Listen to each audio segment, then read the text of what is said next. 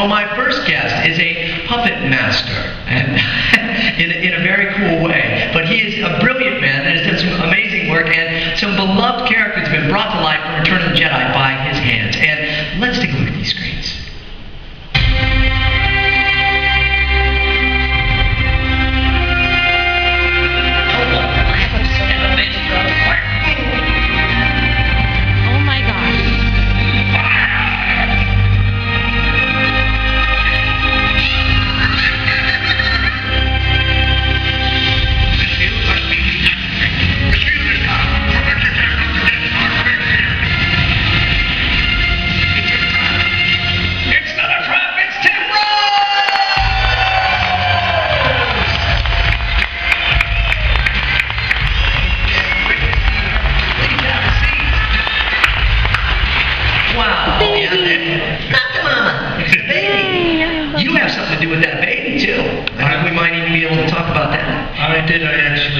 Make the baby for the TV series.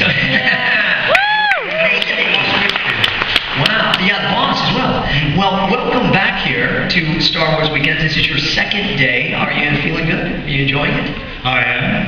It's a whole different experience. You know, the thing I love about Disney and Star Wars Weekends is it's not a convention experience. It is a full Star Wars, full service experience because we get this time together, and I hope you're enjoying it here with us. Oh yeah, I always love to meet the fans. Excellent. So now, okay, I'm going to go through some of these things because, you know, Return of the Jedi is such a pivotal part for so many of us Star Wars fans, and for yourself as well, I'm sure. But you have a very impressive resume. So if I could just kind of go down some of these things too, like, well, for example, the Great Muppet Caper, very cool. Yeah, pretty cool. The Muppet Christmas Carol, as we were talking about, a tradition in so many houses, right? Return to Oz, TikTok. You created TikTok, yes. That's fantastic. Howard the Duck. Now you did all the facial puppeteering and all the movements. Yeah, I was the coordinating puppeteer for it. So there were 5 of us and 2 little people to totally bring them to life, but I had to create the character for Well, that is fantastic. It was very complex work. And then Disney and Henson's Dinosaurs, which we know right there, the baby and the boss. And Labyrinth. My favorite movie? One of my favorites. Very, very cool. And then another one that I think is just epic. That's the Dark Crystal. When the Dark Crystal was made, as far as the producers were concerned, it was a failure. Because if a film doesn't make back what it cost in the first 2 weeks, then it's considered a failure. But that film, made in 81, 82, something like that, people are still watching it today. And to me, that is not a failure. That's right. Not at all. It is a brilliant film. Really. And was it fun working on it? Was it a lot of fun to do? Well, when Jim Henson was alive, I described it as the days of King Arthur's court. He was such a beautiful man. He took and knew every single person's name in the company, and he made you feel like your contribution was important. And we rewarded him millions of times over for his love of us. That is fantastic. Okay, so treasure skepsis. Yeah, you're right there. That's me. Now, okay, so there's something else that came up that I did not know about you. Mm-hmm. The Teletubbies. I had to pay the mortgage, okay? Oh, but they're so cute, especially with their little matching lightsabers there. Oh, look! I don't trust the red one there, though, the red saber. Or black throat. All right, but let's go back then to Star Wars, so Return of the Jedi. Can you tell us about some of these quickly? He says yes, quickly.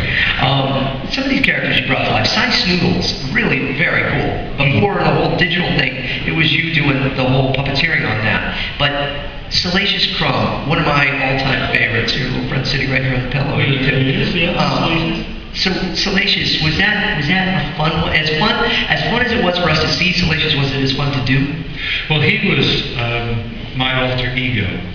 And because he was just a hand puppet, I could have him and just walk around off set and everything. So I used to entertain the crew with him in between shots of that. Everybody always loved Salacious. They never talked to me, but they loved Salacious. Do you find that people do that? They will talk to the hand. It gives it all new meaning, doesn't it? Well, as a puppeteer, it's a supreme compliment when the director stops talking to you and starts directing the character, because that means that you've done it, you've brought the magic to life, and they're believing it while they're shooting it. So that's good for us. We like it when they talk to the puppet. So. George, you ever walk up? I'm not feeling it. I'm not feeling it, Salacious. We're getting more emotion. And then he's just going to laugh at you anyways. He is your favorite character, right? As far as Return of the Jedi goes? I mean, was that your favorite?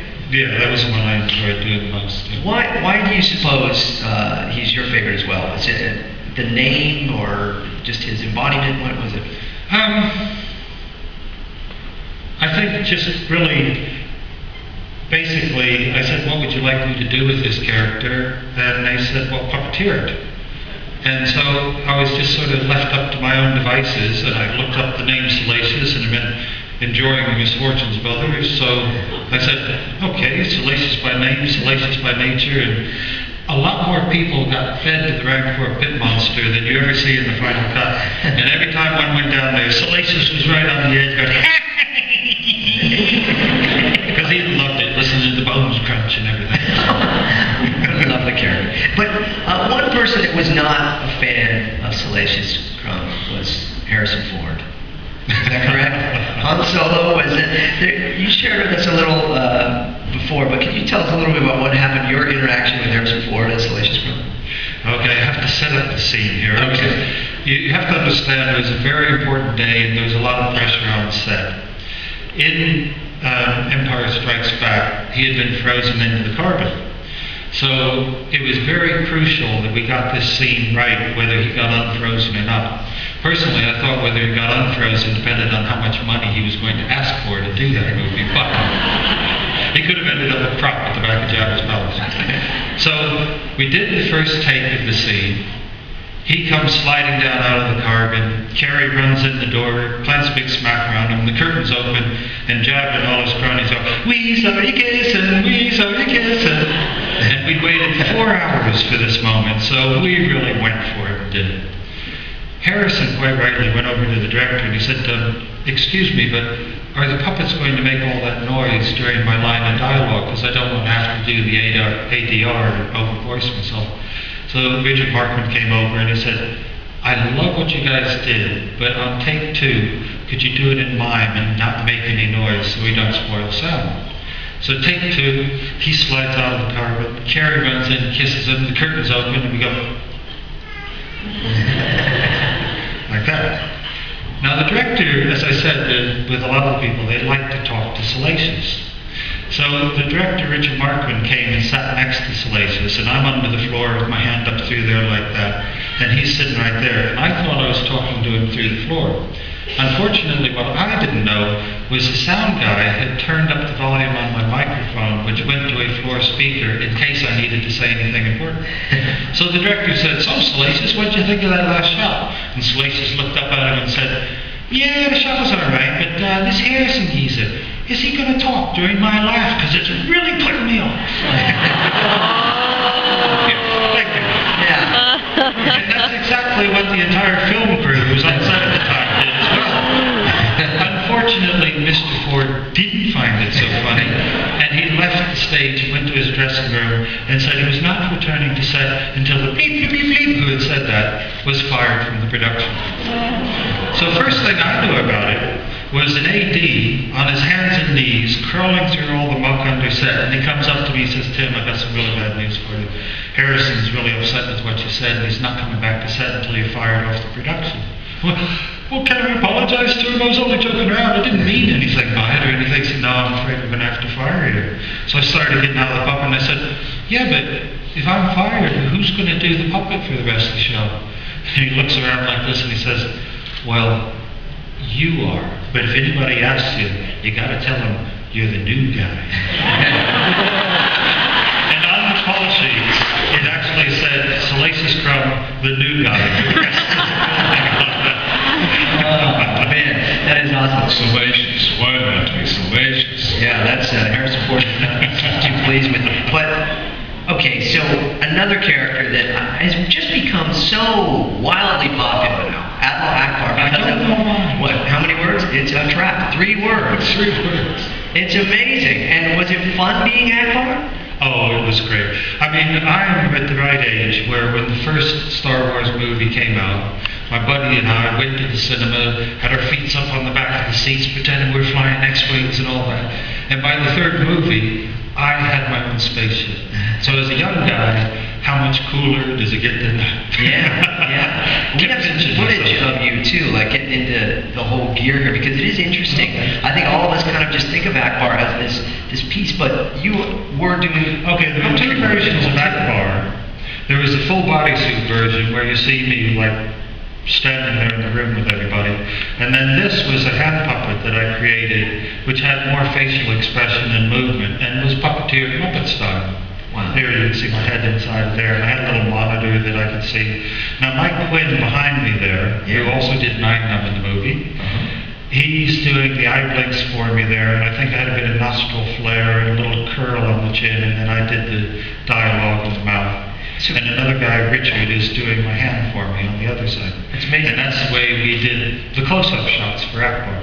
Did you eat a lot of seafood at that time? Did you eat a lot of seafood at that time when you were designing that? No. Okay, so now with the chair, so you're in the outfit though, you're in the costume of Akbar, and then you were sitting in the chair swinging around, because that had to be fun, right? Oh, yeah. I mean, you're seeing this spaceship, it's all very futuristic. It was Benjamin. You've got a scaffold pole going down through a raised set. There's props guys down there on 4x2s with marks on the floor. And when I had to go and look out the window, it said, okay, go to the chair, and the chair swings around and goes to the window. So, should I tell the story of Well, sure, but you had another shot, the last shot of Akbar. Is that better? What's a better story? What do you like better? Okay, Akbar's final moment. Akbar's final moment. I knew this was it. I wasn't going to be doing any more Akbar. Richard Martin came in and he said, right, we've destroyed the Death Star and the rebels are victorious. I'm getting shots of everybody on the ship just standing up and shouting and dancing around. So I want you to jump out of your chair and dance around. Okay, turn over, action.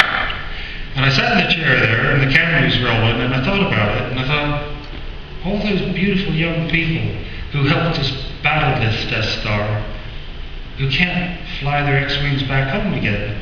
And thinking about it, the weight of the whole thing just sat on my shoulders, and I just slumped down in my chair. And on the day, I got in a lot of trouble because I hadn't done what the director had asked me to do. But that day, and 30 years since, it's still in the final cut. It's still in the I'm very proud of that moment. Oh, that is very cool, because he's feeling the weight of it. And now we will all be watching for that moment now. That's the coolest part. I love when we hear a story and then you watch it and you're like, there it is!